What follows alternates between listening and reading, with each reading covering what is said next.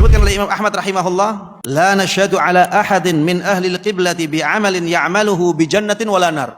Ini banyak tidak diketahui oleh orang-orang awam karena memang jarang disinggung. Padahal ini sangat prinsip ya dalam akidah Ahlussunnah wal Jamaah, bahwa kita tidak boleh bersaksi atas seorang pun dari saudara-saudara kita kaum mukminin bahwa mereka menjadi ahli surga atau menjadi ahli neraka.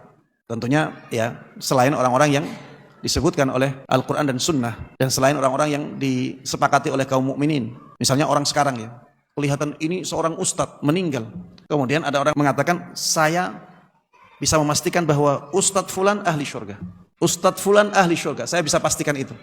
Ini menyelisih keyakinan Ahlussunnah wal Jamaah. Tidak boleh seperti itu. Tidak boleh seperti itu. Ahlussunnah tidak bersaksi seperti itu. Ahlussunnah mengatakan insya Allah dia masuk surga. Insya Allah dia masuk surga. Tapi kalau memastikan dia pasti ahli surga, maka tidak boleh. Makanya sangat aneh ya, ketika orang-orang yang di luar Ahlussunnah mengatakan ini pengkapling surga. Jadi mereka menuduh Ahlussunnah sebagai apa? Orang yang ngapling surga. Padahal dalam keyakinan Ahlussunnah, kita tidak boleh mempersaksikan siapapun sebagai ahli surga ataupun ahli neraka dari ahlul qiblah. Ada saudara kita misalnya dia mati dalam keadaan fasik, kita melihat dia fasik, kita tidak bisa memastikan dia ahli neraka selama kita tidak mengetahui ya dalil yang menjelaskan bahwa dia orang ahli neraka. Tidak boleh ya. Jadi ada kemungkinan dia diampuni oleh Allah Subhanahu wa taala, ada kemungkinan dia dapat syafaat, ada kemungkinan itu, maka kita tidak boleh memastikan dia sebagai ahli neraka.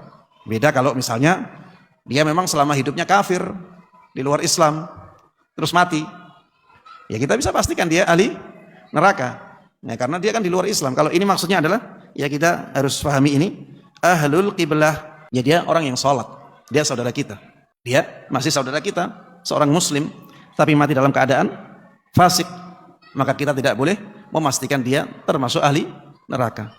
Sebaliknya juga demikian, kita melihat ada orang yang soleh sekali, kita tidak bisa pastikan dia ahli surga, karena bisa jadi ada hal-hal yang kita tidak melihatnya. Bisa jadi ada hal-hal yang kita tidak melihatnya. Makanya jangan memastikan seorang pun ya dari orang-orang yang tidak disebutkan di dalam nas sebagai ahli surga ataupun ahli neraka, karena ini bertentangan dengan keyakinan atau akidah atau prinsip Ahlussunnah wal Jamaah.